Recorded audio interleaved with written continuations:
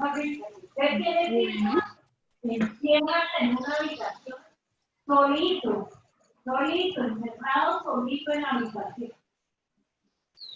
O sea, que no esté con nadie de tu familia.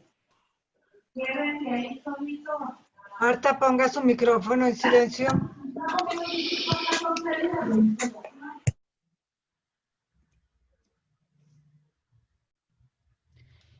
listo, tú me dirás cuándo empezamos. Ya podemos comenzar. Bueno, entonces pues les doy la bienvenida a María Lucía Zamudio. María Lucía es médica geriatra y es también especialista en cuidados paliativos. Ha trabajado en muchas universidades y en muchos proyectos muy importantes para mejorar la calidad de vida de los adultos mayores. Ha trabajado con un proyecto súper bonito que se llama Ciudades Compasivas, que pretende sensibilizar a toda la población en el convivir con las personas mayores, a los niños especialmente. Es un proyecto súper bonito que los invito a conocer, si no lo conocen. Y nos va a hablar hoy sobre envejecimiento, vejez y muerte en tiempos de pandemia. Ella lo quiere manejar de una manera muy conversatoria. Entonces va a hacer una pequeña presentación y después todos pueden y podemos intervenir para aportar a este tema. Entonces te doy, María Lucía, la bienvenida y muchas gracias por acompañarnos y compartir con nosotros todos tus conocimientos y tu experiencia. Carmenza, buenas tardes, muchas gracias por la invitación. Buenas tardes a todos los que nos acompañan por acá por Zoom y para los que nos acompañan también por la página de la Fundación. Para mí siempre va a ser un placer participar en todas las actividades de la Fundación. Vengo vinculada de manera indirecta y asistiendo cuando me invitan desde que era estudiante de medicina. Entonces, pues, le tengo un gran cariño a la Fundación, a una institución que lleva 41 años trabajando muy duro por la calidad de vida de las personas al final de la vida y con un espectro muy amplio, ofreciendo todas las opciones y enseñando y educando y trabajando desde la gestión y la política pública para que las personas puedan morir con dignidad en todas las opciones y el amplio espectro que hay. Entonces, realmente es un placer para mí y muchas gracias por la invitación. Estamos en un momento coyuntural muy importante donde el envejecimiento, la vejez y la muerte toman un protagonismo muy importante. Y para mí, como geriatra, y como lo hemos manifestado o se ha manifestado desde la Asociación Colombiana de Gerontología y Geriatría y desde muchos ámbitos, pues esta situación tan compleja, tan fuerte que ha sido para todos, creo que en ese orden de ideas es una ventana de oportunidad para poner estos temas tan tabú sobre la mesa. Sé que acá y en todas partes estamos llenos de webinars, todos tenemos un bombardeo de información muy importante, pero también un bombardeo, y por eso decidí que va a ser una breve introducción, pero quiero que esto, como lo dijo Carmenza, tenga un tono más de conversación, en lo que yo pueda aportar y colaborar, pues me parece muy importante, pero creo que es una buena oportunidad, estos espacios son una buena oportunidad para oír la voz de las personas que han recibido mucha información y que muchas veces probablemente tengan cosas por decir. Yo creo que el tema de envejecimiento, vejez y muerte tienen una cosa en común, y es que si nacemos, envejecemos, y si tenemos la fortuna de llegar a viejos, pues nos morimos. Son tres verdades innatas al ser humano, son inevitables y además son muy tabú. Lo que menos quiere la gente es envejecer, llegar a viejo y morir. Creo que con todo este movimiento de vivir más conscientemente, de vivir más plenamente, de vivir aquí y el ahora, hay un grupo poblacional que vemos todos estos temas de una manera diferente, pero en general son temas muy tabú. El proceso de envejecimiento empieza desde que nacemos y esto es muy importante y está relacionado un poquito con lo que decía Carmenza del programa de ciudades compasivas al cual tuve la fortuna de pertenecer en su muy inicio. Ahorita ya no estoy vinculada a ellos, pero como dice Carmenza, los invito a que a través de la Fundación Keralty pues puedan conocer toda esta estrategia que es muy interesante. Pero lo que quería decir es muy importante entender que el envejecimiento empieza desde que nacemos, ¿cierto? Y como vivamos nosotros la vida, nos va a poder permitir llegar a tener una vejez X o Y dentro de ciertas posibilidades. Y en la medida que las personas y los niños y desde el tetero les contemos a nuestros hijos y a los niños que la vejez no es un drama, sino que es parte natural de la vida, pues esos niños van a llegar a vivir la vejez de una manera diferente como la vivimos nosotros, que es un poco llena de peso de no aceptación, sino como de pelear y de luchar contra una cosa que es natural. Sabemos que es un tabú porque lo vemos todos los días en la publicidad, todos peleando por no tener canas, por tener la piel, por no tener arrugas, por no tener bolsas, que son cosas asociadas al proceso de envejecimiento. Nadie quiere decir, nadie está diciendo que no nos tengamos que cuidar, que no podamos mantenernos bien, pero sí son, digamos, estereotipos muy superficiales que muestran cómo es el rechazo relacionado con todo el proceso de envejecimiento. Y cuando llegamos a la vejez, que es el producto de cómo hemos envejecido, hay una cosa que es muy importante que quiero resaltar, y es que la vejez es heterogénea. No todos los viejos son iguales, ¿sí? Hay viejos robustos, fit, muy saludables, pero también hay viejos que tienen fragilidad, personas viejas que tienen fragilidad, o personas viejas que están en situación de dependencia, que esta dependencia puede ser leve, moderada o severa, o pueden estar en condición de final de vida, ¿cierto? Y el problema es que todo el mundo asume que la mayoría de las personas mayores o de las personas viejas son dependientes, ¿sí? Y el estudio sabe que es es un estudio poblacional grande que se hizo en el 2015 acá en Colombia, y que se copió de un modelo que se hace en toda Latinoamérica, mostró que el 79% de las personas son independientes, ¿vale? El 14% son personas frágiles, y ya vamos a definir qué es fragilidad, y pues el grado de dependencia es el porcentaje restante, ¿sí? Entonces, con esto lo que quiero mostrarles es que hay un tabú con respecto a llegar a la vejez, pero las estadísticas muestran que la mayoría de las personas viejas, y yo hablo de viejos y de ancianos con toda tranquilidad y con toda naturalidad, porque pienso que es también un término que está mal entendido. Uno al niño o al bebé le dice niño o al bebé, o al adolescente también le dice adolescente, o la edad de caca, sin misterio, y creo que para poder entender este proceso de una forma más natural, pues a las personas viejas hay que decirles viejas o ancianas, o con respeto, obviamente, ¿vale? Con respecto a la fragilidad, quiero resaltar una cosa muy importante, porque este concepto es claro, y es cómo con el envejecimiento pues hay cambios fisiológicos, psicológicos, sociales, que hacen que las personas mayores o las personas viejas pues respondan diferente a muchas cosas, ¿cierto? Entonces nosotros médicamente tenemos una reserva fisiológica que es la que nos permite responder ante una enfermedad. Es decir, ante una gripa, una persona joven o un niño tiene una reserva fisiológica, como lo pueden ver acá, mucho más amplia, lo cual permite que ante esa gripa responda mejor. En la medida que vamos envejeciendo y aparecen factores estresores, pues esa reserva fisiológica se angosta, ¿cierto? Y eso hace que las personas mayores tengan mayor riesgo de morir, ¿cierto?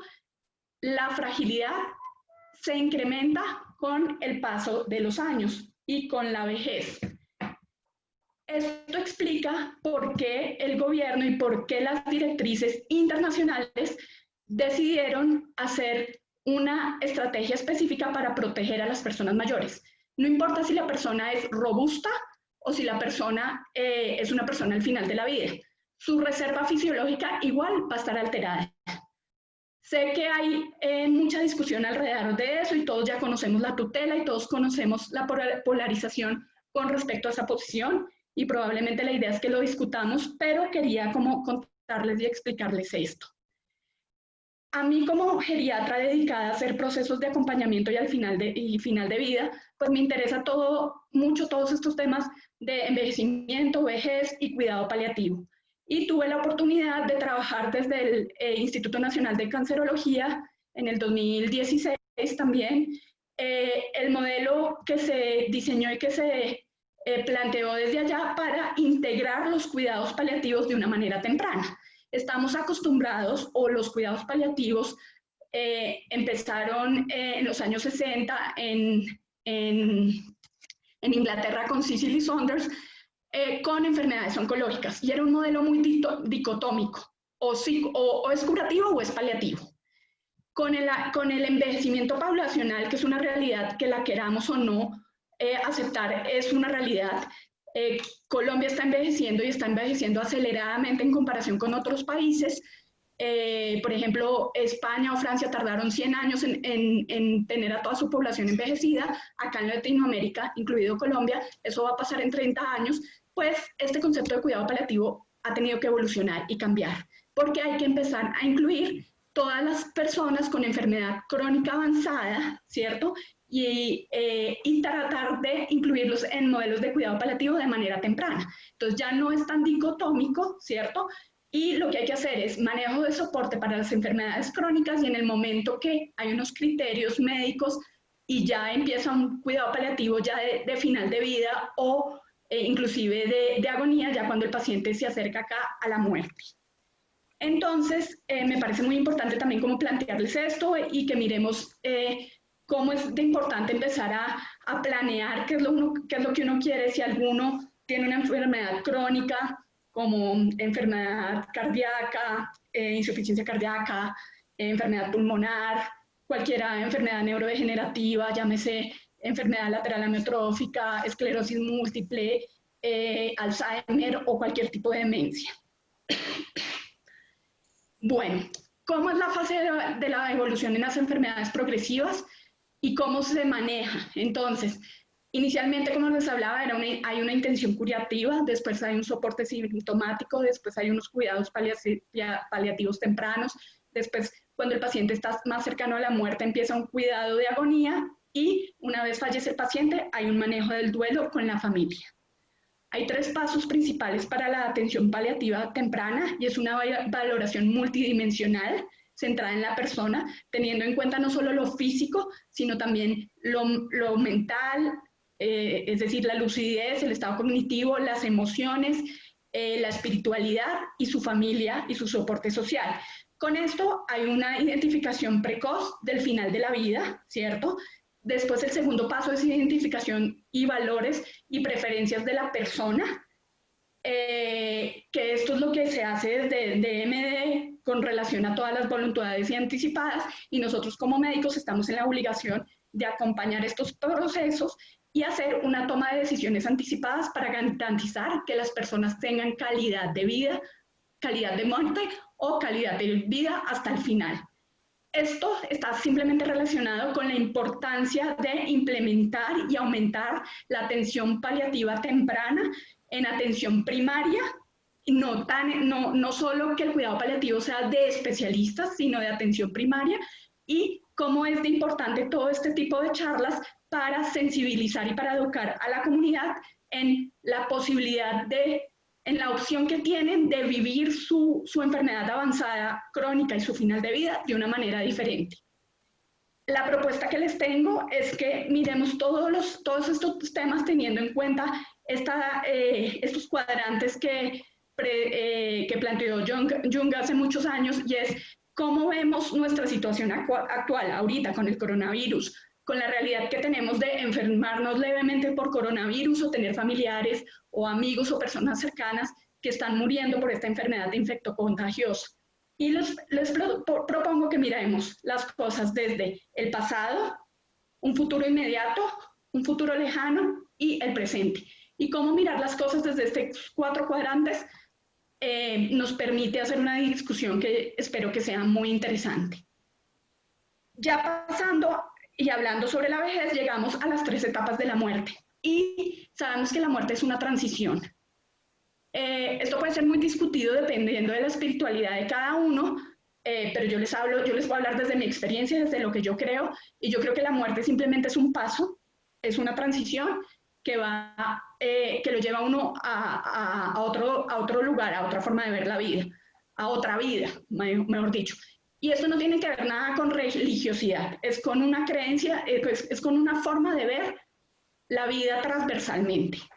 Y la muerte, descrita por Kubler-Ross, que como todos saben, fue una psiquiatra que se dedicó mucho al estudio y al acompañamiento de personas moribundas y dejó un legado importantísimo relacionado con el duelo. Ella describe que hay 3 niveles, 3 etapas de la muerte. En el nivel físico, en el nivel psíquico y en el nivel espiritual. Y ella lo describe de una manera muy interesante con una analogía que es la mariposa, el capullo, la mariposa y el vuelo de esa mariposa. Para terminar, quisiera dejarles este interrogatorio y que comencemos la discusión. ¿Realmente es así como quiero vivir mi vida? Todos nos hemos hecho esta pregunta en algún momento. La tragedia no es que la vida sea corta, sino que a menudo solo tenemos una tardía percepción de lo que realmente importa. Esta es una frase que saqué del libro de Elizabeth Kubler-Ross, que se lo recomiendo, que se llama La muerte debe ser una prioridad. Con esta introducción, pues quiero como terminar como lo que quería comentarles y compartirles. Y bueno, los invito a que abramos la discusión. Me gustaría conocer pues un poquito qué piensan, qué dudas tienen, cómo han recibido toda esta información tan interesante que se ha tratado acá en los conversatorios y en las reuniones acá de la Fundación y pues en muchos sitios donde han habido muchas conversaciones y mucha información relacionada con la realidad que estamos viviendo.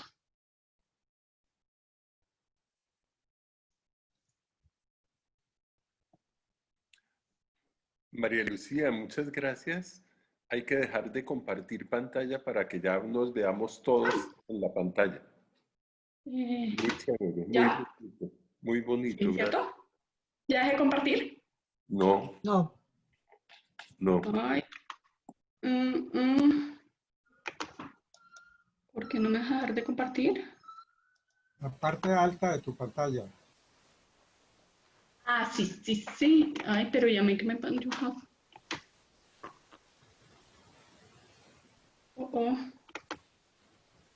No, pero miren que yo ya...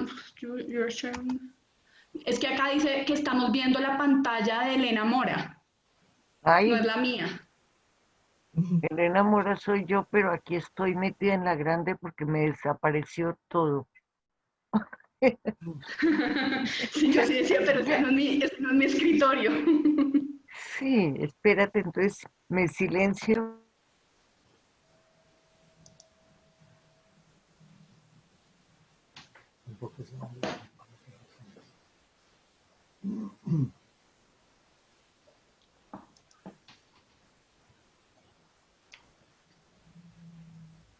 ¿Qué piensas de eso? Me Bueno, María parece Lucía, muy...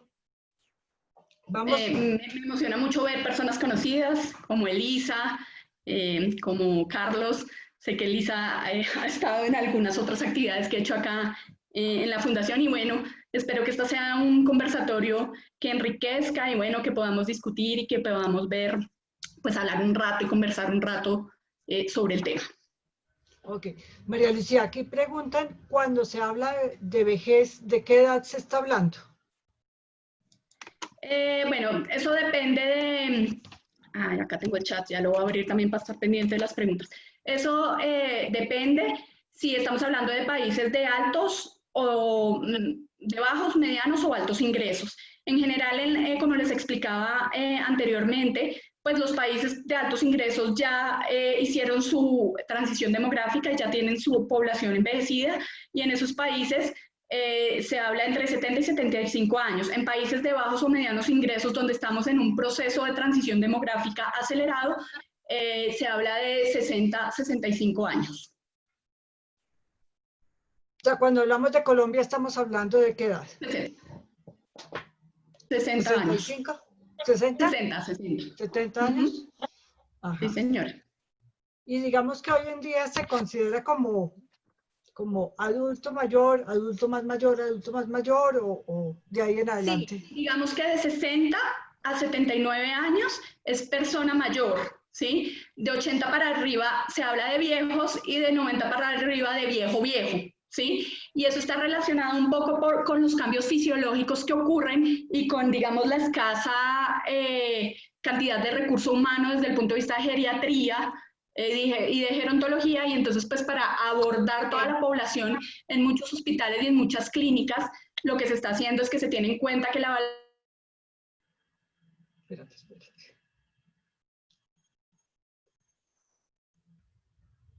Espérate, vuelve a hablar porque es que te callé. Activa tu micrófono. Ah, sí, yo no sé qué hice y espiché en el micrófono, perdón. Okay. ¿Hasta dónde me escucharon? Ajá. ¿Hasta dónde me escucharon? Ahora sí.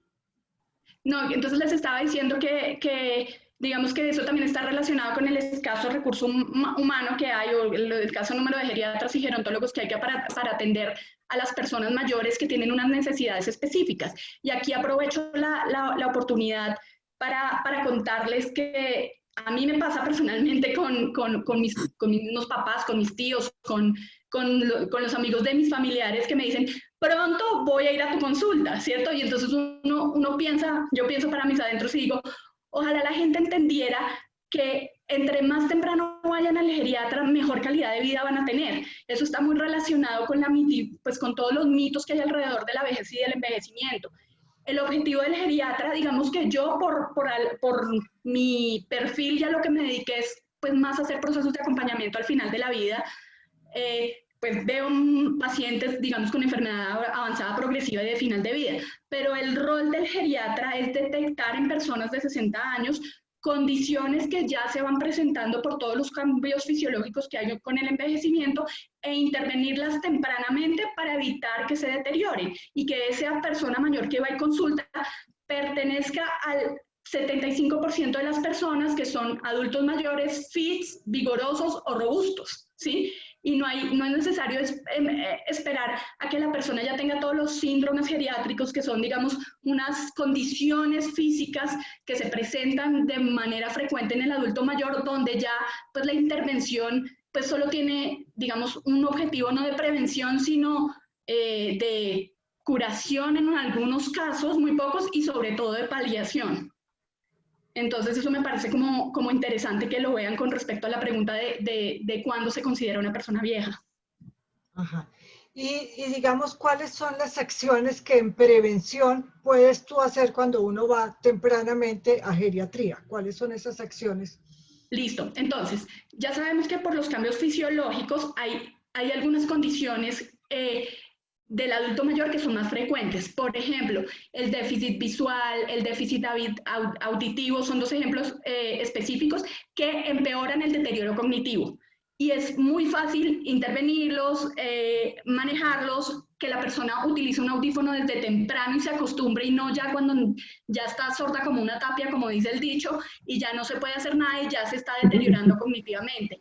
Ayuda a ver, a trabajar físicamente el fortalecimiento muscular, el aumento de la capacidad, la funcionalidad, la marcha, para evitar un síndrome que es muy frecuente en las personas mayores, que es el síndrome de caídas, que hace que aumente el riesgo de osteoporosis, aumente el riesgo de caída, aumente el riesgo de fractura de cadera, que hace que haya un deterioro funcional progresivo y una declinación y una pérdida de la independencia.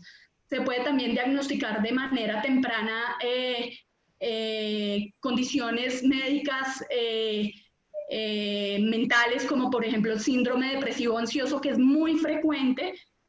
La depresión es un digamos, un síndrome preclínico del deterioro cognitivo de la demencia, y intervenirla temprano permite que la gente mayor, que muchas veces entra en un ciclo de depresión, de soledad, de aislamiento y de pérdida de la funcionalidad, sea intervenido. Les estoy hablando de las cosas, digamos, diferentes y más específicas desde el punto de vista geriátrico, ¿no? Obviamente está toda la prevención de las enfermedades cardiovasculares, tratando la atención adecuadamente, pero no tratándola en exceso, porque claro, lo que hacemos los geriatras también es hacer un chequeo de los medicamentos que está tomando la persona y hacer una desprescripción de lo que no se necesita y prescribir lo que realmente se necesita. ¿Vale? Eso es un ejemplo de las muchas cosas que se pueden manejar. Por ejemplo, también el manejo del sueño adecuado, de la alimentación, de cosas que ya cuando uno las deja pasar y uno cree que es normal por el envejecimiento y sí tienen intervención. Al revés, el geriatra lo que hace es favorecer, digamos que el geriatra tiene 3 funciones. Una, favorecer la buena salud y la buena vejez de la persona, la calidad de vida. 2, trabajar por la independencia y acompañar a la familia a evitar volver dependiente al adulto mayor, ¿cierto? Y así favorecer una buena calidad de vida en la vejez. Estoy viendo por acá que me preguntaban sobre qué pensaba sobre el paso de pacientes a la unidad de cuidado intensivo, ¿cierto? ¿Qué opinión te merece la situación de las personas en UCI en esta pandemia? Listo. Entonces, es muy importante, por eso les explicaba que hay diferentes tipos de personas mayores, ¿cierto? Hay personas mayores fit, robustas o saludables. Con esas personas, mejor dicho, el paso de una persona a UCI no tiene nada que ver con la edad. El paso de una persona en UCI, si se pudiera, debería estar, esa decisión debería hacerse de manera interdisciplinaria, y si estamos hablando de una persona mayor, debería haber un geriatra que pueda, a través de una valoración geriátrica rápida, determinar si el paciente es vigoroso, pues hay que llevarlo a la unidad de cuidado intensivo, no importa la edad que tenga. Si es frágil, pues hay que mirar, y sobre todo en este momento eso ya se vuelve una discusión ética grande, pero porque estamos hablando de escasez de recursos, ¿sí? Pero si es vigoroso o frágil, si es vigoroso no tiene duda, y no hay personas de 40 años que son más dependientes que una persona de 80, ¿sí? Entonces la cuestión del paso de pacientes a unidad de cuidado intensivo no tiene nada que ver con la edad, tiene que ver con el estado de salud, y con que estamos en una pandemia donde los recursos desafortunadamente desbordan la capacidad del sistema, desborda la realidad, y entonces en algún momento pues sí hay que tomar decisiones, pero la decisión tiene que estar dada por la funcionalidad de la persona y por su valoración geriátrica integral. Obviamente pasar a una persona con un Alzheimer estadio 7, por poner un ejemplo, o con múltiples comorbilidades, pues por lo que les mostré de la gráfica, la reserva funcional va a ser muy angosta y probablemente no vaya a salir. Y en vez de poder pasar sus últimos días en compañía de su familia, o por lo menos en un estado más tranquilo, va a pasar en una unidad de cuidado intensivo y finalmente no va a salir porque su reserva fisiológica no se lo va a permitir. Ok, y cuidado paliativo en ese momento, ¿le puede ofrecer bienestar en su casa? Es fundamental. Que si se lo puede ofrecer en este instante en la casa, hay EPS que sí lo pueden hacer y están dedicadas a eso y tienen programas de cuidado paliativo que no funcionan perfecto, pero tengo que decir que el país ha hecho un esfuerzo gigante en los últimos años, y en los últimos 5 años el cuidado paliativo se ha desarrollado, hay programas mucho más estructurados, perfectos no, con fallas sí, con muchísimas, pero en este momento hay EPS que sí tienen mayor capacidad. Lo que pasa es que igual que a todo el mundo, pues esta pandemia nos tomó por sorpresa y desbordó absolutamente todo. Pero el ideal en el mundo, en el deber ser, sí se debería poder tener la respuesta de los paliativistas para atender esta situación. Y yo creo que de alguna forma algo se está haciendo. No para llevarse el paciente para la casa. Digamos que la realidad desborda la capacidad instalada de los servicios de cuidado paliativo. Ok. Listo. Aquí preguntan si recomiendas que un adulto mayor viva en un asilo o ancianato. Yo creo que en la medida que uno asista, donde ahí no parece que me estuviera haciendo propaganda a la geriatría, sí, ¿no? Pero también puede ser con un médico tratante. Para mí mi recomendación es que ustedes tengan un médico tratante con el cual puedan conversar todo esto. El objetivo del geriatra o de un buen médico tratante es acompañar la toma de decisiones anticipadas.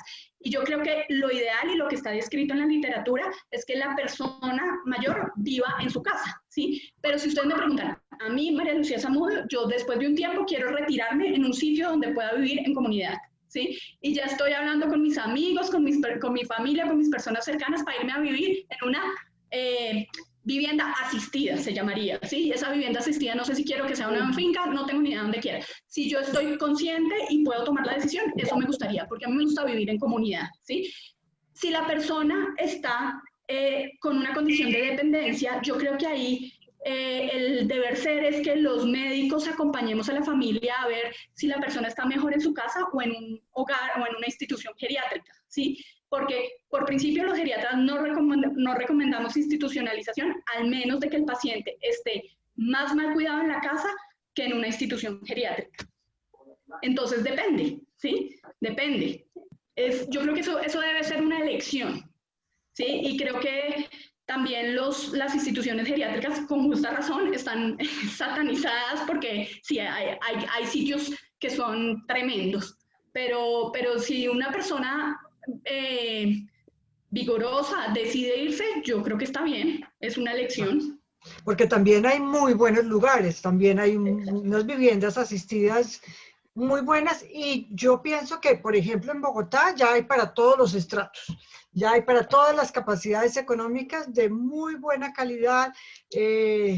Por ejemplo, ahora he hablado con varias personas afiliadas a la fundación y me dicen que en estas instituciones les están atendiendo de maravilla, que están teniendo actividades, entre ellas que sí su familia pues no puede venir a visitarla porque pues por salud pública tienen mayor riesgo, pero que están muy bien atendidas y que están muy bien y que tal vez si estuvieran en su propia casa estarían absolutamente solas.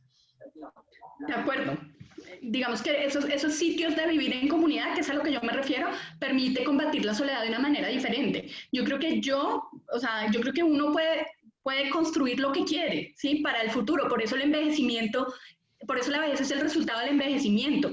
Y construir, digamos, para las personas que ya acá son personas mayores, pues también es el ejemplo que le puede dar uno a los hijos, a los nietos, de elegir cómo vivir las cosas. Eso depende de muchas cosas, pero yo sí creo que eso puede ser posible. Por ahí Marcela preguntaba que ella tiene 60 y se siente de 15, que si le recomiendo ir a un geriatra. Sí, yo creo que si logras, o puedes ir a donde un médico que te vea integralmente y que sea un médico que conozca de cómo se previenen las complicaciones de las personas mayores. Me encanta esa pregunta, Marcela, porque es que realmente es un mito que la gente vaya a un geriatra. Un mito, o sea, es una ofensa. A mí me llaman y me dicen, doctora, ¿usted puede decir? Y les digo que yo veo personas en condición de dependencia. Doctora, ¿le importa si no decimos que usted es geriatra? Y me pasa, y eso que la persona está con una situación de dependencia compleja. Esa es la realidad, y no pasa nada, pero sí creo que hay un tabú social importante. Gracias, doctora. Con gusto, Marcela. Gracias a ti por la pregunta. Entonces, acá dice, de acuerdo a su experiencia, es recomendable que el adulto mayor viva en un asilo, listo. Ay, un saludo especial para Elisa. Y Elisa, en este tema de la vivienda asistida, ¿qué opinión tiene? Elisa, quisiera conocer tu opinión.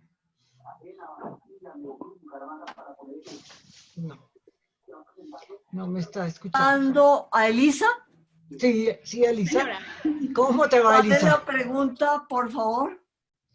¿Qué opinión tienes de que las personas mayores vivan en vivienda asistida, o en hogares geriátricos o en lugares especializados para personas mayores? Pues si es una elección, me parecería muy bien. Además, estoy de acuerdo con lo que dice María Lucía. Si es una elección, me parece muy bien, pero si es una forzarla a llevar o llevarla, no sé, sin que se dé cuenta o dejarla en una institución como a veces dejan algunas personas en un hospital, me parece complicado. Pero también estoy de acuerdo contigo, Carmenza, en que hay de todo tipo de instituciones. Y le iba a preguntar a María Lucía, yo converso con alguna frecuencia con alguna colega española que está profundamente impresionada con la cantidad de personas muertas en hogares de personas viejas en España. Inclusive el otro día tuvimos una conversación y pues ella manifestaba eso y yo le decía, bueno, que yo sepa, aquí en Colombia eso no ha sucedido que yo sepa no ha sucedido, pero debe haber sucedido. No sé, María Lucía, ¿qué tanto sabes de eso en estos momentos de pandemia, de personas que hayan sido contagiadas, sobre todo en sitios de hogares de personas mayores? Gracias por tu pregunta, Elisa. La asociación creo que ha estado dedicada solo a eso, como a hacer planes de manejo y planes de contingencia, utilizando la experiencia de otros países, especialmente la de España, porque ahí hay un vínculo por varios lados con España, y ha hecho un gran esfuerzo, y si ustedes miran por Facebook en la asociación, todos los conversatorios han sido relacionados con cómo prevenir y cómo proteger las instituciones geriátricas y cómo establecer protocolos.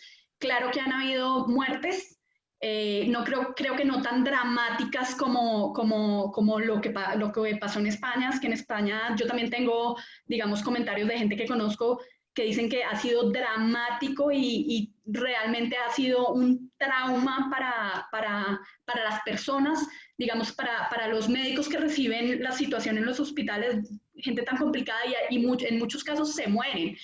También sé que en Estados Unidos ha sido bien complejo, sé por mi hermano que vive allá, que vive en Estados Unidos, en Seattle, cómo empezó la pandemia y cómo de una se murieron 17 personas en una institución geriátrica. Inclusive el viernes pasado en la Academia Nacional de Medicina, desde la asociación hicimos un conversatorio donde se trabajó el tema y pues no es un secreto para nadie que el 7% de las personas que se mueren por COVID hoy en Colombia son personas mayores, ¿sí? Y eso tiene una explicación fisiológica, ¿sí? Y ahí es cuando entramos como en la discusión de que por qué los encierran, que sí, todo tiene dos caras de ver las cosas en la vida y digamos, para mí ha sido todo un tema con todos mis tíos, con toda mi familia, como entenderlos a ellos desde la posición que todos son vigorosos y quieren salir, pero también yo desde la parte médica entender que hay un fenómeno que Elisa lo sabe y todos los que son médicos, que se llama inmunosenescencia, que es como el sistema inmune de una persona mayor responde diferente. Y por eso les mostraba esa gráfica que les mostré al principio, que me encanta, es la gráfica que utilizo yo con los estudiantes para que entiendan. Y eso es parte como de ver el envejecimiento desde otra forma, ¿sí? O sea, uno si compra un celular el día 0 está perfecto y a los 5 años pues ya lo tiene que cambiar. No es que esté comparando un celular con el cuerpo humano, pero el paso de los años genera desgaste, ¿sí? Y ese desgaste es inevitable y es parte del tabú que tenemos que aprender a ver desde otra forma, desde otra perspectiva. Estaba viendo acá que Marcela me volvió a preguntar que si ella tiene un documento de voluntades anticipadas y es vigorosa, la llevan a UCI. No. Lo importante es que tú, como ya se ha hablado mucho y como ustedes muy bien lo saben, pues tú tengas un vocero que pueda hablar por ti, y por eso vuelvo yo a la importancia del médico tratante, ¿sí? Porque obvio, la familia es una opción, pero digamos que eso sí también depende de cómo ejerza uno y de cómo vea uno las cosas, pero pues yo como médico tratante, se va un paciente mío a la hospitalización y yo veo la forma de comunicarme con alguien o de mandar una remisión o hacer una referencia o algo para poder acompañar el proceso y que no vayan a hacer algo que la persona no quiera. Doctora, perdón, lo pregunto porque tengo una amiga, dos amigas que son médicas y me dicen, pero ¿usted cómo va a hacer eso? Casi como que fuera suicida decir que si a mí me da COVID, no quiero que me lleven a una UCI. Me dice, usted es vigorosa, usted parece 15, ¿cómo va desde ya decidir que no la lleven a una UCI si usted se podría salvar muy seguramente? Entonces es lo mismo, es un mito y es un tabú que y yo tengo mi voluntad anticipada y me da COVID, pues no quiero que me conecten a una UCI y me están diciendo, pero usted es como suicida. Lo sé, lo entiendo, pero creo que eso hay que respetarlo y por eso la importancia de que alguien que te acompañe a respetarlo, porque claro, los médicos en general, a mí me parece muy importante entender que a nosotros los médicos nos forman solo para curar. ¿Sí? Ahorita eso está cambiando ya, a los estudiantes les estamos dando cuidado paliativo, les estamos mostrando otra forma. Yo personalmente creo que los médicos no somos ningunos MDs de medio dioses y creo que la labor de uno es acompañar y cuidar. Curar, sí, obvio, pues una infección urinaria se la curo yo al paciente de 90 años sin problema, sí, porque hay cosas que son muy de curar, pero sí es lo que decías tú, Marcela, es un tabú y una cosa seria y entiendo que tus amigas médicas te estén diciendo que estás loca y que tienes una actitud suicida, pero yo no creo, personalmente no pienso que sea así. Volvemos a lo mismo, es una elección y es una elección respetable. Preguntan si uno va al geriatra, ¿deja de ir al neumólogo, al cardiólogo, al endocrino? Les voy a decir la posición de María Lucía Zamudio. Yo creo que uno tiene que tener un médico de cabecera, ¿sí? Es el geriatra. Uno toda la vida ha tenido un médico de cabecera que es su cardiólogo, no es necesario dejarlo, pero sí vale la pena ir al geriatra para tener el enfoque geriátrico y volver a su cardiólogo, no hay problema. Mi recomendación es tengan un médico de cabecera, ¿sí? Un médico que los vea integralmente. Es más, ya las subespecialidades de medicina interna están empezando a aprender de geriatría porque es que les toca, no es una opción, ¿sí? Les toca, ¿sí? El geriatra tiene una visión integral y va a ser lo que hacemos los geriatras es una valoración geriátrica integral donde vemos a la persona desde su esfera física y detectamos las condiciones geriátricas más frecuentes para prevenirlas, desde su esfera mental que incluye los aspectos cognitivos o de lucidez y los aspectos emocionales. Vemos a la persona desde su aspecto funcional y lo que hacemos es trabajar por mantener esa funcionalidad. Nosotros como seres humanos tenemos funcionalidad, como tres clases, por decirlo de alguna manera, de funcionalidad. Uno puede tener actividades funcionales avanzadas y entonces son todos ustedes, somos todas las personas que las actividades avanzadas son las que me permiten a mí trabajar, tener una vida social, ser productivo, ¿sí? O aportar, no económicamente necesariamente, a la sociedad. Las actividades instrumentales son las que me permiten a mí vivir independiente en mi casa y ser capaz de cocinarme, de arreglar la casa, de tomar transporte, de manejar el dinero, de hacer cosas que me permiten estar independiente, pero ya no trabajo y ya no aporto a la sociedad desde un punto de vista intelectual, social, de voluntariado, etcétera, etcétera. Y las actividades básicas de la vida diaria son lo que me permiten a mí estar en mi casa y hacer lo básico, bañarme, vestirme, comer, ir al baño solo, trasladarme de un sitio a otro, subir escaleras y arreglarme, ¿sí? Desde la valoración geriátrica integral, dependiendo de la funcionalidad que tenga conservada el paciente, nosotros trabajamos por mantenerla, ¿vale? Y finalmente, Marjorie Warren, que fue la que creó la valoración geriátrica integral, dice que la valoración de una persona mayor también incluye su aspecto social y familiar. ¿Quién es la red de apoyo que lo acompaña y lo ayuda? ¿Listo? O lo suple en actividades que ya no pueda tener porque tiene una situación de dependencia severa. Yo, desde María Lucía Zamudio, incluyo dentro de la valoración geriátrica integral la parte espiritual. Cada vez me convenzo más que la espiritualidad, no la religiosidad, crece de una manera exponencial y es muy importante para las personas mayores. Entonces, digamos que no tienes que dejar de ir a tus médicos. Yo creo que lo que veo yo con los pacientes, y es difícil que lo dejen de hacer, pues ya al final uno termina viendo que las personas de cierta edad para arriba se la pasan yendo al médico. Para mí, mi posición, eso no es calidad de vida. Pero pues está bien, si la persona quiere seguir yendo y pasársela toda la vida donde el médico, está bien y es válido. No, ¿qué tal? O sea, un geriatra es capaz de, entre las condiciones normales de un paciente, atenderle su situación de diabetes, hipertensión, dentro de circunstancias normales. Si ya tiene una condición de un EPOC avanzado, pues ya sí debe ir donde un neumólogo o un geriatra debería ser capaz de controlar sus síntomas por siempre. Yo pido interconsulta. Hay cosas que yo no sé manejar porque no me las sé todas, ¿sí? Entonces yo simplemente, uno ya tiene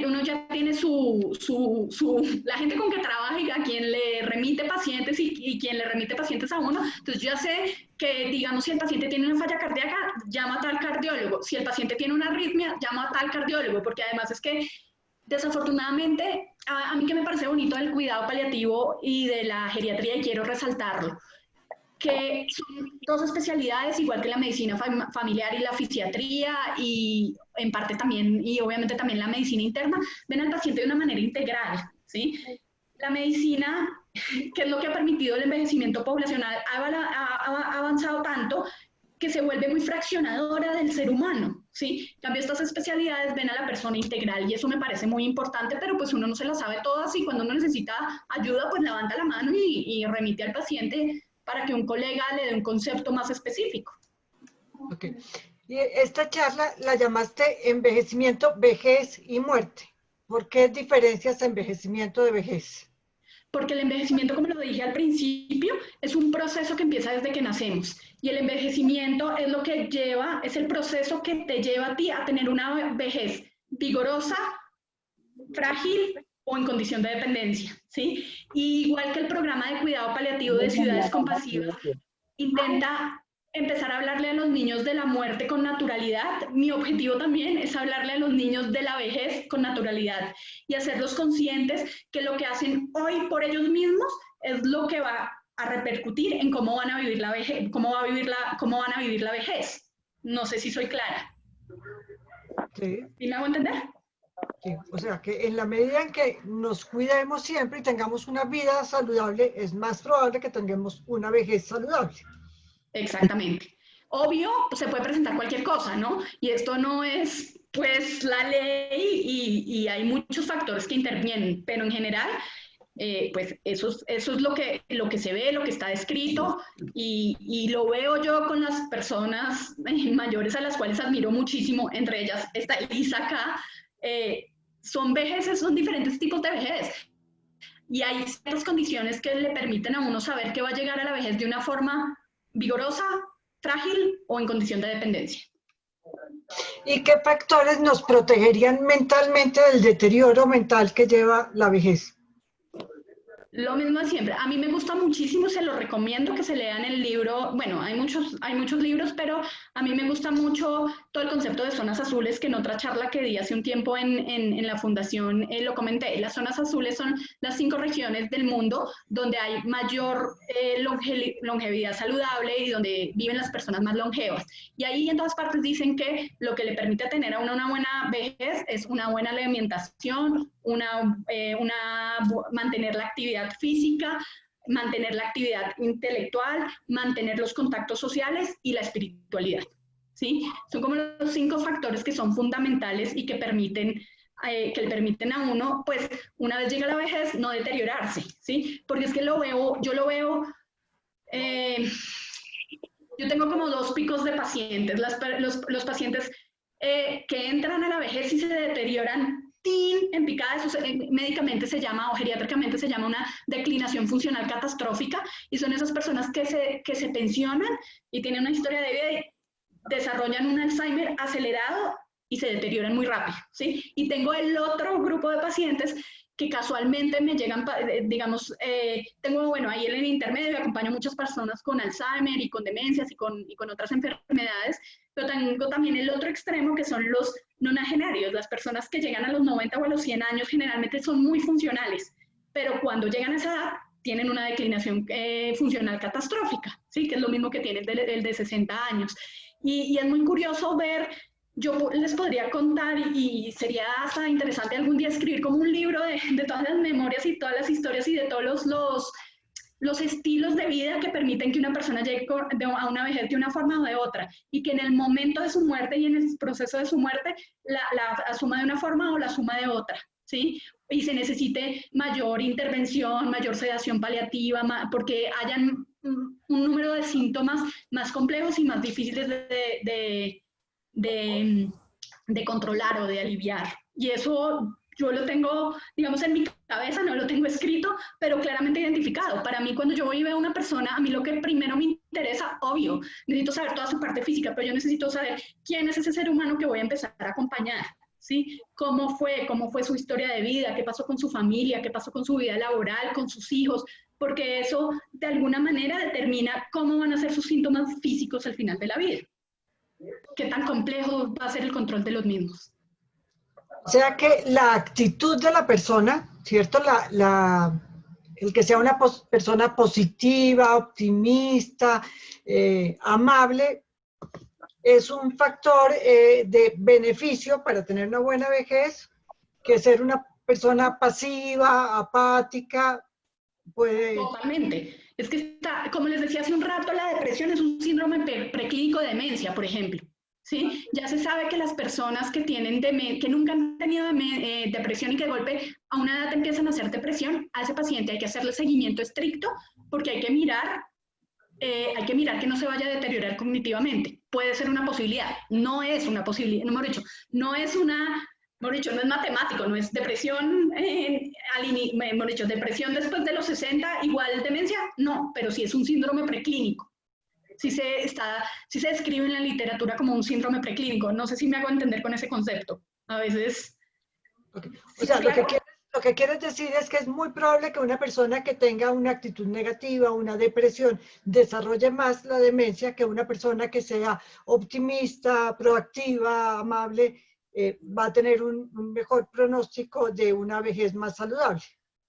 ¿Sí? Probablemente, y tú tocas un tema muy interesante, gracias por recordármelo, que es todo lo relacionado con la compasión. Ahorita en medicina y en Stanford es, digamos, la universidad líder en América, relacionada con todo el tema del desarrollo de la compasión. La compasión entendida no como el pesar, sino como la capacidad que tenemos todos los seres humanos, que es una capacidad innata de poder detectar mi propio sufrimiento y el sufrimiento de otros y tomar la decisión de hacer algo para aliviar ese sufrimiento. Eso es una realidad y hay muchos estudios y cada vez la literatura muestra la importancia de la compasión y de la sensibilidad para vivir la vida y para vivir las situaciones difíciles que todos tenemos en la vida de una manera más resiliente y con mayor capacidad de aceptación y de adaptación a las situaciones complejas de la vida. Por eso, para mí es fundamental acompañar y evaluar dentro de la valoración geriátrica integral la espiritualidad de las personas. Es fundamental para mí. Yo creo que si yo les pudiera decir, las personas que, yo creo que todos los seres humanos tenemos la espiritualidad de alguna manera desarrollada. Y como les digo yo a mis pacientes que me dicen es que yo no creo en nada.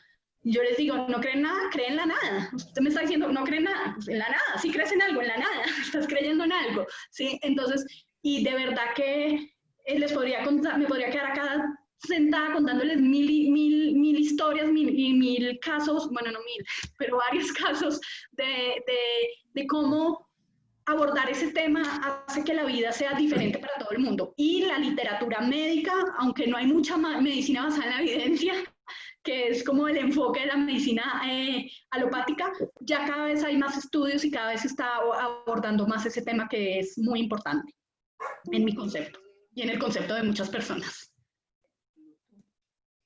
¿Y cómo ahora en este tiempo he tenido, por ejemplo, varias compañeras de colegio que a esta edad, su mamá vivía en su casa y la acompañaba una empleada del servicio y con la pandemia la empleada no pudo volver y entonces han tenido que o irse a vivir con la mamá o venir a vivir a la casa de la mamá. Y es una situación muy difícil y muy compleja porque somos personas que ya no estamos jovencitas, que ya no tenemos como toda esa capacidad física de atender a una persona mayor.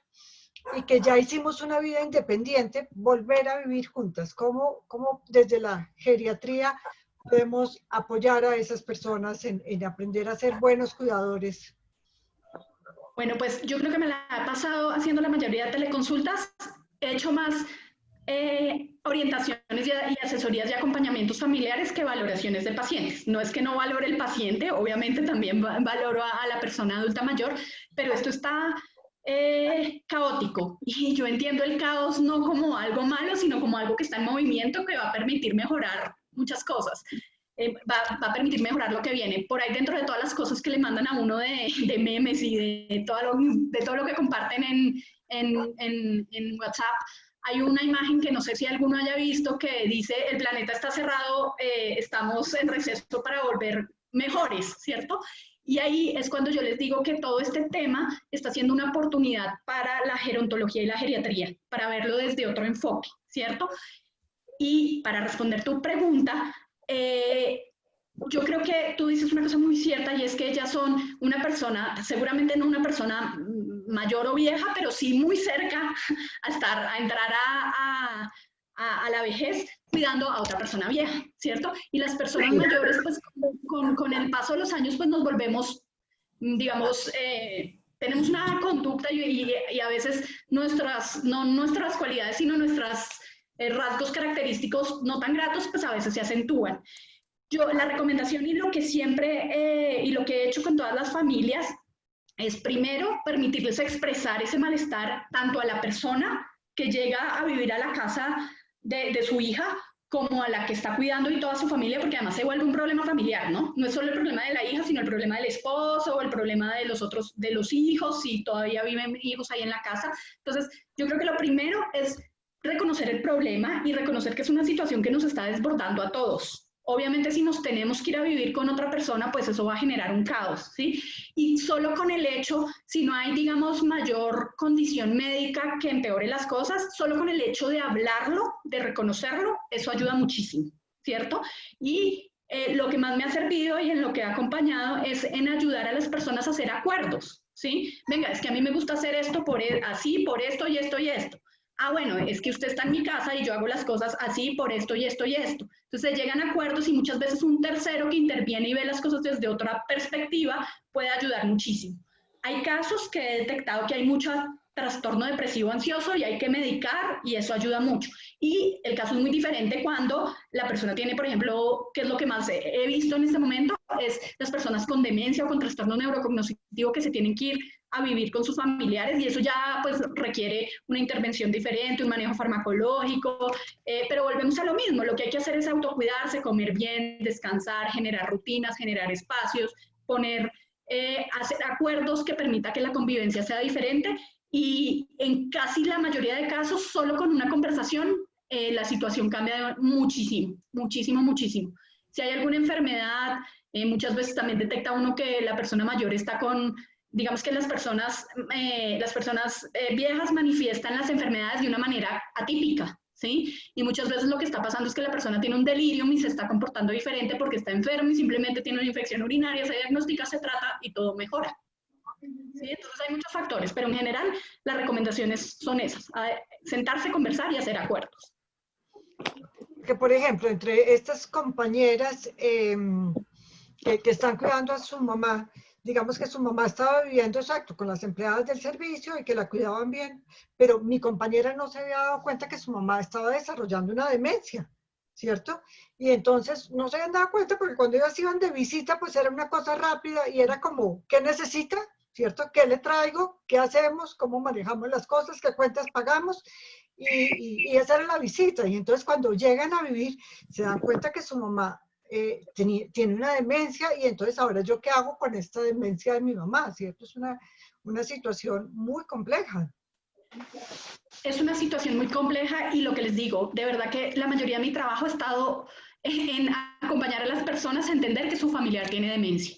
Porque claro, el acercamiento, tú lo estás diciendo y lo estás diciendo súper claro, las relaciones se vuelven, y esto es una invitación y un jalón de orejas, digo yo, a mirar, a reevaluar cómo están siendo nuestras relaciones, qué tan profundas, qué tan cercanas realmente, y cómo cómo nos estamos volviendo los papás de nuestros papás, que es lo que yo siempre les digo a las familiares. Cuando yo comienzo un proceso de acompañamiento, porque yo hago procesos de acompañamiento, pues sí, también haré consultas sueltas. Yo siempre invito a que hagamos una reunión familiar y eso permite que todo fluya de una manera diferente. A mí me pasa, yo muchas veces me cojo con, uy, me estoy comportando como le digo a los familiares de mis pacientes que no se comporten. A veces la tendencia es que los hijos queramos volvernos los papás de nuestros papás. Y entonces, no sé, acá yo en este momento por una circunstancia de la vida, estoy en este momento viviendo con mis papás, ¿sí? Ha sido todo un tema cuando ellos me piden ayuda con la tecnología, con muchas cosas y decir, hey, un momentico, pare un segundito haga las cosas de una manera diferente. Entonces creo que esta situación sí es un llamado y un jalón de orejas, en el buen sentido de la palabra, de replantearnos muchas cosas. Doctora. Y fuerte darse uno cuenta que su familiar está desarrollando una demencia. Pero es muy importante reconocerlo y establecer un plan de manejo y ahí empezar a tomar decisiones anticipadas para garantizar calidad de vida. Y para ahí sí hablar de voluntades anticipadas con la persona con demencia. Si la demencia es leve, se pueden decidir muchas cosas y se pueden tomar decisiones anticipadas por parte de la misma persona. Yo soy una fiel creyente y una fiel impulsadora de la autonomía, de respetar y apoyar a la persona a tomar decisiones, a la persona mayor y a mantener su independencia y su capacidad de decisión en la medida de lo posible, lo máximo. Doctora, tengo una pregunta sobre una situación que tuve que vivir en mi familia y que pues no la he oído entre lo que usted comenta y me parece pertinente. Yo soy el mayor de 11 hijos y en algún momento mi mamá tuvo 90 años, 86 años, digamos, en ese momento. De esos 11 hijos había como 3 de las hermanas que estaban solteras y vivían en la casa con mi mamá. Y cuidar a mi mamá fue un problema, por varias razones. La mayor, la más importante es porque era la mamá. Y ella, en medio de su situación, no estaba demente, pero sí tenía ya algún problema. Ella sabía que era la mamá y entonces hacía lo que ella quería. Entonces, si la querían llevar al baño y ella decía que no iba. Y punto. Entonces había que estarle cambiando el pañal y había que hacer muchas cosas. De las hermanas empezaron a turnarse. Oiga, es que usted no sabe cuidar a mi mamá, yo me pido. Y duraban 2 años cada una, fueron 3. Cada una duró más o menos cuidándola un par de años y fue muy difícil. Y resolvimos entonces llevarla a un hogar. Y aquí es donde yo pues veo un poquito la parte no mencionada en lo que usted ha dicho. No era una elección para mi mamá. Nosotros no se lo podíamos plantear a ella como una elección porque no estaba en capacidad de entender que ella como siendo la mamá hacía su cuidado muy difícil. Entonces cuando finalmente encontramos un hogar espectacular en ese sentido, pues tocó llevarla un poquito a regañadientes. Al principio extrañó mucho su casa porque ella ya había enviudado hacía como 10, 11 años y extrañó su casa. Pero apareció ¿cómo se llama eso?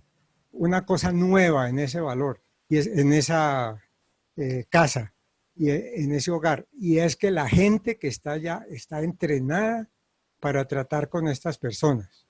Entonces, nunca se me olvidará el ejemplo que me dieron. Dice, es que a una persona mayor como su mamá, uno no le dice, doña Leonorcita, ¿quiere ir al baño? No, uno la coge el brazo, la va parando y le dice, doña Leonorcita, vamos para el baño. Y eso hace una diferencia porque ella entonces no se puede poner brava, porque no le preguntaron, simplemente la llevaron. Entonces a mí me parece que entre lo que usted ha hablado, esta es una opción que no estaba tan claramente mencionada. Hay momentos en que por conveniencia del mismo paciente hay que llevarlo, pero tiene que ser un sitio que sepa manejar a estas personas, porque llega un momento en que ya no porque sean familiares o algo así va a haber problemas, sino porque es que simplemente se vuelve difícil, sobre todo cuando hay esta relación de dependencia. Entonces, pues quería adicionar eso un poquito a lo que usted ha contado, que ha estado muy interesante a propósito. Carlos, muchas gracias por tu información y por tu compartir. Importantísimo lo que dices. tal vez no me hice entender bien, pero para resumir lo que tú dices es muy importante. Hay casos, digamos que lo que yo quise compartir con ustedes es que el ideal y lo que está descrito en la literatura es que las personas vivan en su casa hasta el final, ¿sí? Sin embargo, hay condiciones médicas como la de tu mamá, ¿cierto?, que obligan a que la persona esté institucionalizada. Y yo soy de las personas que creen que no hay que satanizar las instituciones geriátricas. Cuando es necesario, pero lo que tú dices es clave. Hay que saber escoger la institución y que sea con personal capacitado para atender a personas mayores. Y ahí está la analogía perfecta de por qué ir a un geriatra. Ahí va a seguir haciendo propaganda de la importancia de asistir al geriatra tempranamente. Es diferente una enfermera o un auxiliar de enfermería que esté capacitada en manejar a personas mayores o en manejar niños. No es lo mismo, no es lo mismo. Así todo el mundo diga que es que los viejos se vuelven como niños. No, no es lo mismo. El viejo no se vuelve como niño, el viejo es una persona mayor que tiene una experiencia de vida, que ha hecho muchas cosas, que ha tenido una trayectoria, que obviamente si presenta una demencia sí puede tener retroceso, tiene retroceso porque eso es la demencia, pero no es un niño, ¿sí? Y quisiera también resaltar de lo que dice Carlos, yo lo dije hace un rato, con el envejecimiento a todos, las cosas no tan gratas se nos enfatizan, se nos recalcan, se nos hacen más evidentes, ¿cierto?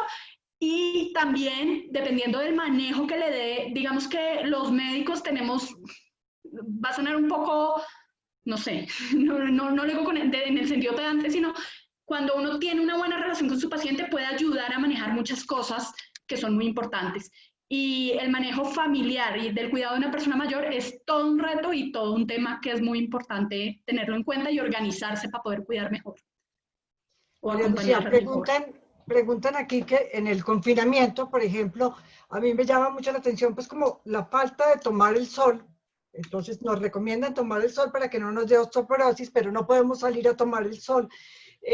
La salud mental, al estar confinados, ¿qué consejos nos puedes dar para mejorar la calidad de vida dentro del confinamiento? Vale, en ese sentido, ustedes saben que pues, se hicieron unas modificaciones con todo el tema de la tutela, que eso tiene una discusión amplísima, y ya se empezó como a liberar algunas cosas, salir a caminar, salir a tomar el sol. Hubo un momento en que todos estábamos confinados y no eran solo las personas mayores de 70 años, todo el tiempo, ¿sí? Ahí va como mi posición, que es que todos estamos confinados, sí, se hizo un énfasis y se recalcó y eso hay que valorarlo si sí está estigmatizando al adulto mayor, pero creo que es que todos estamos confinados en el hoy. Entonces, con respecto a la salud mental, creo que eso nos está pasando a todos, me pasa a mí, le pasa a los niños, a todo el mundo. Yo creo que hay que hacer una distinción entre distanciamiento social, ¿cierto? Y entre aislamiento social, ¿cierto? Lo que necesitamos es un distanciamiento social y es decisión y elección de uno, ver cómo se mantiene activo, cómo hace otras cosas, cómo sale de ese mutuo, de ese estado de ánimo, como es que me están restringiendo, es que me están haciendo, es que se están yendo contra mí, ¿sí? Que lo entiendo, me pongo en los zapatos de todas las personas mayores, pero eso le pasa a uno también, eso le pasa también a mis sobrinos, a los niños pequeños. Yo me pregunto, ¿cómo será la vida en la vejez de cualquier niño de hoy? Ah, no, es que durante un año dejé de ir al colegio, es que durante un año no me pude ver con mis amigos, ¿sí me hago entender? Entonces creo que hay una razón médica para decir lo que se dice con respecto a los adultos mayores. No es grato, lo siento, lo entiendo, no es grato, pero creo que es que no son solo los adultos mayores, son todos, son todas las personas. Entonces, para trabajar la actividad física, pues en la medida de lo posible mirar cómo puede uno adaptarse a lo que hay, salir en el conjunto, salir en la casa, tratar de tomar el sol como lo hago yo también a veces, ¿sí? A mí no me restringen porque no tengo más de 70 años, pues yo salgo lo menos posible, porque creo que es una responsabilidad social para mí es una responsabilidad social tratar de salir lo menos posible, ¿sí? Y trato de tomar el sol como pueda, en donde pueda, o salgo y me paro en la portería y tomo el sol, porque lo he hecho, ¿sí? Y con respecto a la salud mental es pues reinventarse, nos tenemos que reinventar todos. Eso incluye al de 5, al de 10, al de 15, al de 30, al de 60 y al de 70 y para arriba. Esa es como mi posición. Ajá. Y digamos, ¿qué sugerencias de actividades podemos darle a las personas para que hagan en este tiempo? O sea, como qué cosas son especiales. Hagamos sopa de letras, o miremos videos, o como... Vale, yo creo que lo principal es que la persona identifique qué le gusta, ¿sí? Y si estamos hablando de personas mayores fit o vigorosas, pues de acuerdo a sus elecciones, que defina qué le gusta. Acuérdense que pues muchos museos tienen muchas cosas gratis, muchos libros se pueden bajar gratis, ver películas, pero también a las personas vigorosas los invito a que miren qué de lo que tienen en sus pendientes les gustaría hacer en este momento, con las condiciones de distanciamiento social que tenemos, ¿sí? Pero es una oportunidad para decir, venga, yo miro en mis pendientes, yo tengo pendiente hacer eso. Eso para la persona vigorosa, ¿sí? Vuelvo y les digo, pues hay muchos videos, hay muchas charlas como estas, hay muchas actividades que creo que todo el mundo está haciendo el mejor esfuerzo para ver cómo libera cosas de costos para poder hacer cosas diferentes. Pero para los vigorosos la invitación es qué tiene pendiente y qué puede hacer pendiente en este momento. Escribir un libro de golpe, dejarle unas memorias a su familia, organizar, hacer un proyecto para cuando salgamos de esto, no sé. Ya para las personas que tienen condición de dependencia, por ejemplo, les voy a hablar desde lo que he tratado yo en este momento, como por ejemplo los pacientes con Alzheimer. Todos los centros día, que son una maravilla para las personas con Alzheimer, están cerrados, ¿sí? Y entonces a las personas de los centros días les ha tocado reinventarse y pues entonces están en terapia online, ¿sí? Entonces, si ustedes tienen alguna actividad, miren si esa actividad que hacían se está virtualizando, porque todo el mundo está haciendo eso. Por ejemplo, con la Asociación de Alzheimer, lo que hemos hecho todos estos meses es dar charlas virtuales porque lo hacíamos presencial y ya no se puede y toca virtualizar, ¿sí? Entonces, específicamente con las personas con demencia, por ejemplo, o con una dependencia de algún tipo por diferentes actividades, lo importante es hacer una rutina normal y vivir el día a día normal, no quedarse en pijama, no estar desarreglado, no invertir los horarios, no, ¿sí? Sino generar una rutina a la nueva realidad que estamos viviendo ahorita, es como la recomendación.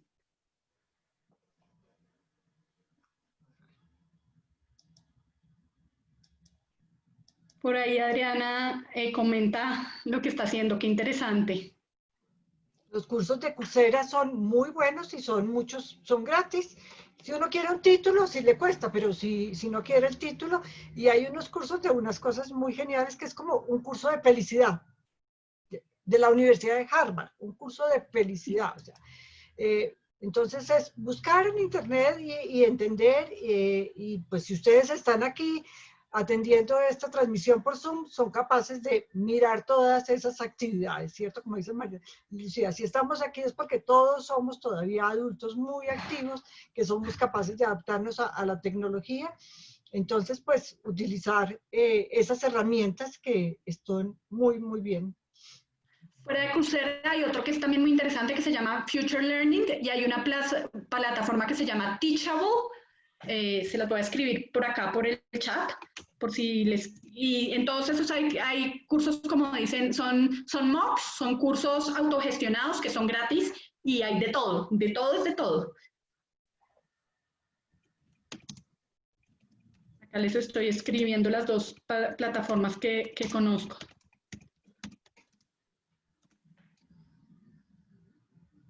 Ajá, ok. Si alguien más tiene alguna pregunta para María Lucía. Una cosa importantísima es hagan ejercicio físico. Hay muchos videos en YouTube, hay hay una cosa que se llama fisioterapia online, que tiene unos videos que son muy buenos, son muy profesionales y puede hacer uno las rutinas. 20 minutos de ejercicio para el que sea más marmota, inclusive, es una buena opción de entrar en una rutina de ejercicios y eso es clave. Ustedes saben que hacer ejercicio genera endorfinas y el que es marmota, como digo yo, y nunca ha hecho ejercicio, pues es una buena oportunidad. Y el que toda la vida ha hecho ejercicio y si para en seco, pues eso es un factor de riesgo para generar más ansiedad, más depresión, más trastornos del ánimo que son tan frecuentes en este momento de la pandemia. Preguntan por Claro el que sí, libro. ya les pongo el nombre del libro. Denme un ¿El segundo. de las zonas azules? El de Elizabeth Kubler-Ross, pero es que creo que di el nombre mal, entonces quiero verificarlo. Ya se los doy. Regálenme un segundo. Sí, sí, no, no encontré a Elizabeth, la busqué y no es así, no es ese, entonces sí quiero confirmarlo. Morir es de vital importancia, ya se los pongo. Ahora que se me hizo el...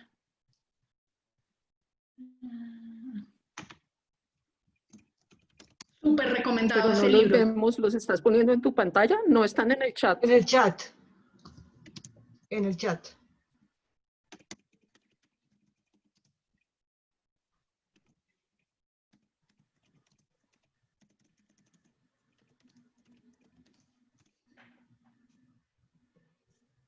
Ahí se los puse. Bueno. Entonces yo creo que no hay más preguntas por ahora. Nadie quiere hacer alguna nueva anotación. Todavía tenemos un poquito de tiempo. Perdón, escribí mal Kubler-Ross. Ahí lo corregí, qué pena. Ok. Listo. Doctora Carmesa, yo sí quisiera hacer un aporte. Sí, doctor, perdona. Bueno, buenas noches para todos y un agradecimiento pues a la doctora por su intervención, de verdad muy interesante. Cada día se aprende más. ¿Verdad que uno muchas veces explora todos estos temas? Siempre alguien tiene que aportar una cosa nueva y usted nos aportó cosas muy interesantes. Usted hablaba para dentro de la instrucción que nos daba ahorita, de la transversalidad con respecto, digamos, al manejo geriátrico. Hay una cosa donde nosotros, todos los ciudadanos, tenemos que apropiarnos de las ciudades. ¿En qué sentido? Las ciudades han sido construidas no pensando en personas de edad, no pensando en personas adultas, en todo lo que hace parte de su infraestructura de apoyo, sea transporte, sea la parte de recreación, sea sitios de esparcimiento para las personas de edad. Entonces, pienso que nosotros a futuro y las personas que vienen detrás de nosotros, así como usted, además de la parte técnica y científica, también deben apropiarse del sentido ciudadano, que las ciudades y más en estos países que están haciendo la transición hacia la vejez sean levantadas y sean mejoradas para acoger a las personas adultas, ¿sí? Que uno en estas, cuando uno es ciudadano de a pie y ya le toca a uno utilizar el transporte público o utilizar infraestructura pública, uno se ve con dificultades y uno ya no es la persona ágil de los 30 años. Usted sabe que ya en la medida que están adquiriendo los años, pues la velocidad también de reacción también es limitante. O sea que nosotros tenemos que apropiarnos de lo que es el hecho de las ciudades, de la infraestructura ciudadana, para que sea mejor para las personas de edad en el futuro. Doctor, gracias por su comentario. Súper importante. Hay todo un tema relacionado con ciudades amigables con las personas mayores. Y es un programa que existe a nivel mundial patrocinado por la OMS o promovido, perdón, por la OMS. Y por ejemplo, en Colombia ya un compañero mío, Mauricio Salazar, implementó en Ibagué el programa de ciudades amigables con los adultos mayores. Acá en Colombia, se me olvidó ahorita el nombre, HelpAge International, la región Latinoamérica, iba a ser toda una puesta en marcha de socializar todo este programa, que es fundamental, fundamental. Gracias por el aporte, porque de verdad que eso es muy importante, pero yo personalmente creo que en la medida que todos estos mitos relacionados con el envejecimiento y la vejez se rompan, va a ser la misma sociedad civil la que va a promocionar, pues, mejor dicho, promover que eso sea una realidad. Ustedes se reirían y no creerían todo lo que trata uno de hacer pues, a nivel de advocacy o de cabildeo para lograr posicionar como todos estos temas de envejecimiento, de vejez, de cambiar la conciencia y de relacionado con ver la muerte de otra manera, que es lo que trabaja el programa de ciudades compasivas que lidera, digamos, acá en Colombia, la Fundación Keralty. está muy relacionado a ambas cosas y es un tema fundamental, pero creo que primero tenemos que sensibilizar para romper el mito, el tabú y el miedo que hay relacionado con el envejecimiento y la vejez. Pero muchas gracias por su aporte, muy importante. Claro. Doctora, Y es usted muy muy agradecido. importante entender que pues, todos vamos para la vejez desde que nacimos, vamos a llegar. Si no llegamos a la vejez es porque nos morimos jóvenes, ¿cierto? Correcto. Entonces, o sea, los que no llegan a la vejez son los que se mueren tempranamente. Entonces, quiero agradecerte muy especialmente, María Lucía, tu intervención, o sea, ha sido súper ilustrativa para todos. Los invito a que compartan, esto lo estamos grabando y lo vamos a colgar en nuestra página de YouTube y lo estamos pasando por Facebook Live y eso se puede ver en cualquier momento, entonces que inviten a las personas que no pudieron verlo en este momento a que lo vean más adelante. Y queremos también invitarlos a las reuniones que vamos a seguir haciendo este jueves a las 6 de la tarde. El doctor Rodrigo Aragón, que es psicólogo, va a hablarnos sobre recomendaciones para personas que han perdido un ser querido en medio de la pandemia, ¿cierto? Porque ha sido una muerte distinta y un duelo distinto a lo que habíamos vivido anteriormente, ¿cierto? Porque pues no han podido muchas personas acompañar a su ser querido porque por salud pública no pueden ir al hospital, ni ha podido haber como los rituales que antes teníamos. Entonces él nos va a hablar a las 6 de la tarde. Yo les voy a mandar la información y la invitación a esa conferencia. El martes de la semana entrante, la doctora Sandra Mirena Marín nos va a hablar sobre el libro tibetano de los muertos. Entonces va a ser como otra visión de la muerte, ¿cierto? Va a hablarnos sobre el libro tibetano de los muertos. Luego vamos a hablar sobre el duelo con Carolina Ruge, específicamente el duelo. Luego con Esmirna Raidán el 19 de agosto sobre los niños y el duelo. O sea, cómo hablar y cómo manejar las situaciones de duelo con los niños. Luego, el miércoles 26 de agosto, Sonia Carreño nos va a hablar sobre cómo ser un buen cuidador.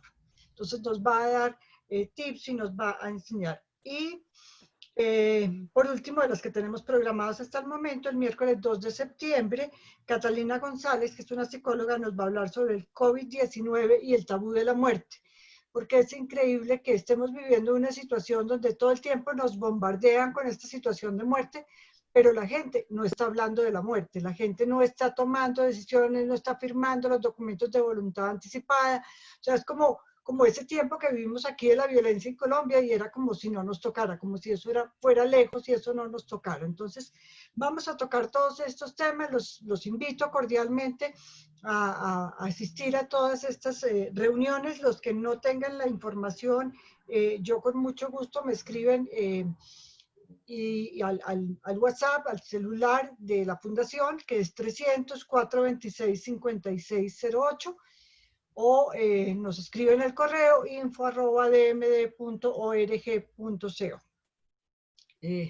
Para finalizar, quiero darte las gracias, María Lucía, por tu intervención. Realmente nos das muchas luces, como dices tú, le quitas el mito a eso de decir voy a ir donde el geriatra y entonces, mami, ya estás hecha una cucha que vas donde el geriatra, o sea, como que, a ver, ¿cierto? ¿No? Es una persona que puede atendernos muy integralmente, de una manera muy adecuada. La parte que decías al principio de la sobremedicación me parece muy, muy importante, porque es que uno a veces ve pacientes que se toman 15 medicinas al día y uno dice, pero es que, pues a ver, o sea, como que, ¿qué está pasando con ese médico? Más de 5 ya es una sobredosis de esto. Entonces me parece súper importante y les agradezco a todos su participación, sus intervenciones y su paciencia y su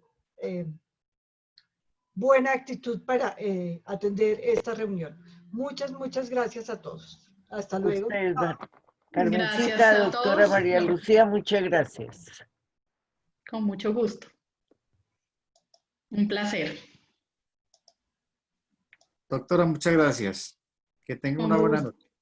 Lo mismo. Buena noche para todos.